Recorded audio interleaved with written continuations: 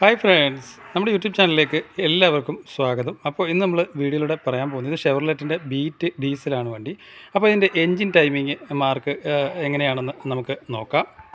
നമുക്കിതിൻ്റെ ക്രാങ്കിൻ്റെ ടൈമിങ് നോക്കാം. അതായത് ക്രാങ്കിൻ്റെ ടൈമിങ് വന്നിട്ട് ഇതിൻ്റെ ഫ്ലൈ വീലിലായിരിക്കും അതിൻ്റെ ടൈമിങ്ങിൻ്റെ ഹോള് വരുന്നത്. അപ്പോൾ ഈ സൈഡിലായിട്ട് നോക്കിയാൽ മനസ്സിലാവും, ഇവിടെ ഒരു ഹോളുണ്ട്. ഈ ഹോളിൽ കൂടെ ഇത് കയറ്റി നമ്മൾ ഇട്ട് കഴിഞ്ഞാൽ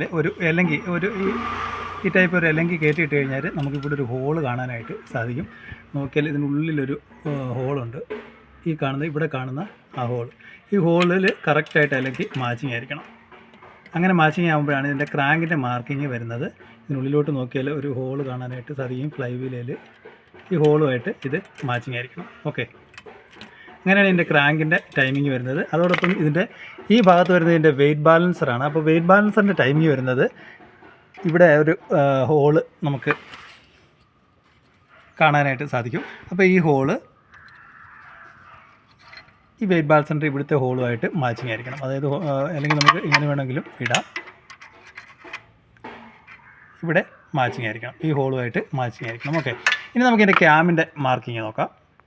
ഇതിൻ്റെ ക്യാമിൻ്റെ മാർക്ക് വന്നിട്ട് നമ്മൾ സ്വിഫ്റ്റിനൊക്കെ പോലെ തന്നെ ഈ രണ്ട് സൈഡിലായിട്ടും ഇതിൻ്റെ ക്യാമിൻ്റെ മാർക്ക് വരും. അപ്പോൾ നമുക്ക് ടൈമിംഗ് ചെയിനൊക്കെ മാറാനായിട്ട് ഒരു സൈഡിലെ മാർക്ക് നമുക്ക് ഇത് മാത്രം അഴിച്ചാൽ മതി. ഇവിടെ ഒരു എലങ്കി ബോൾട്ടാണ് വരുന്നത്.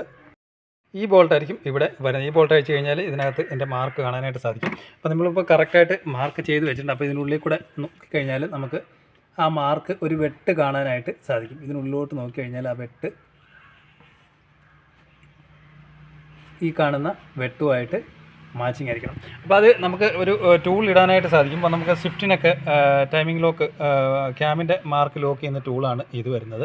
ഇതിനുള്ളിലോട്ട്, അതായത് ഈ വെട്ട് ഈ കാണുന്ന ഭാഗമായിട്ട് ഇങ്ങനെ മാച്ചിങ് ആയിട്ട് നിൽക്കും. ഇപ്പോൾ അങ്ങോട്ടും ഇങ്ങോട്ടും തിരിയുന്നില്ല. ഇതിപ്പോൾ കറക്റ്റായിട്ട് മാച്ചിങ്ങിൽ നിൽക്കുകയാണ്. എന്നിട്ട് നമുക്ക് ഈ ത്രെഡ് ടൈറ്റ് ചെയ്ത് കഴിഞ്ഞാൽ ക്യാം ലോക്ക് ചെയ്ത് വെക്കാനായിട്ടും സാധിക്കും.